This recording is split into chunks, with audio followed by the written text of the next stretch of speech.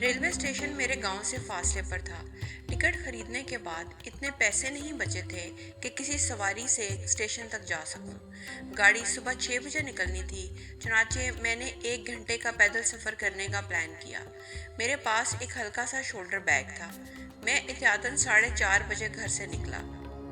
اگر مسلسل چلنا مشکل ہوا تو راستے میں کچھ دیر سستا لوں گا۔ ہمارے گاؤں سے اسٹیشن کے راستے میں بہت سنسان جگہ آتی تھی جو کبھی آباد نہیں ہو سکی۔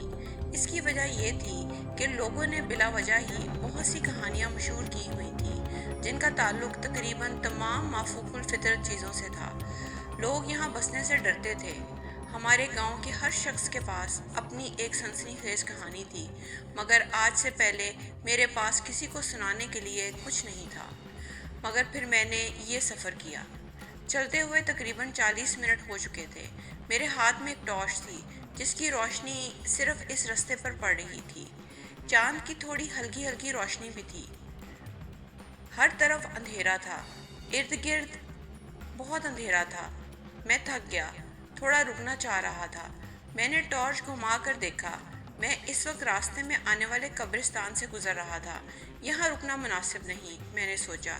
اس سے بھی آگے کچھ بیٹھنے کے ٹوٹے پھوٹے بینچ وغیرہ پڑے تھے، یہاں بیٹھ جاتا ہوں۔ کچھ دیر میں نے سوچا، پہلے ٹارچ سے ارد گرد کا جائزہ لیا۔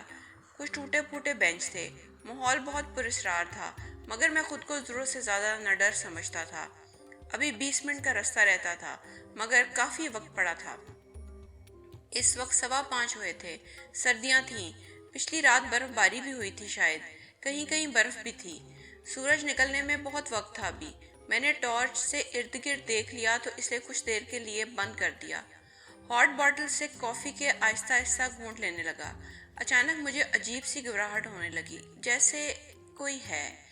قریب ہی سرسراہٹ کی آواز آئی۔ میں نے نادانستہ ہی پاؤں اوپر رکھ لیے، کہیں سانپ نہ ہو۔ ٹارچ جلائی تو سامنے کچھ نظر نہ آیا۔ سرسراہٹ کی آواز پھر آئی۔ ٹارچ گھماتے ہوئے لگا کہ سائیڈ والے بینچ کے نیچے کچھ پڑا ہے۔ میں اٹھا نہیں، وہیں جمع رہا۔ ٹارچ اچھی طرح ہر طرف گھمائی تو دیکھا وہاں کوئی شخص ہے۔ گو کہ اس منظر سے مرنے کی حد تک خوفزدہ ہو گیا، مگر پھر بھی اٹھا اور ذرا پاس گیا۔ کوئی شخص اوندے منہ گرا تھا۔ یہ پہلے تو نہیں تھا، میں بڑبڑایا۔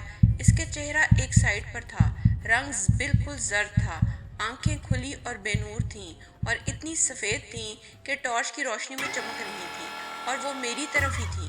سنسنی میری ریڑھ کی ہڈی میں محسوس ہوئی۔ میں سچ کہوں گا، میں نے اسے ہاتھ نہیں لگایا، خوف سے وہاں سے بھاگ گیا۔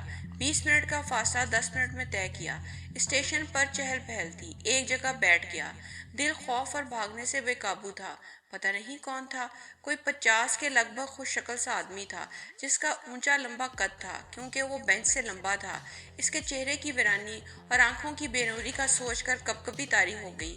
ذہن کو جھٹکا گھڑی دیکھی، 10 منٹ رہ گئے تھے۔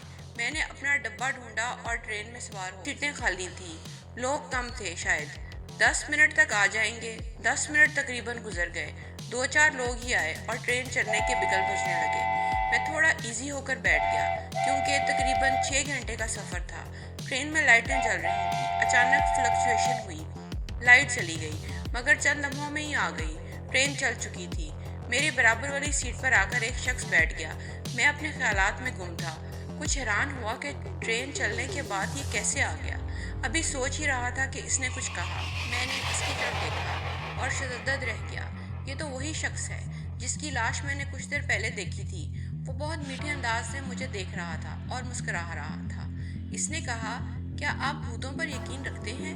میں نے مکینیکلی انداز میں نفی میں سر ہلایا۔ اس وقت میری حالت یہ تھی کہ چلتی بس ٹرین سے چھلانگ لگا دی۔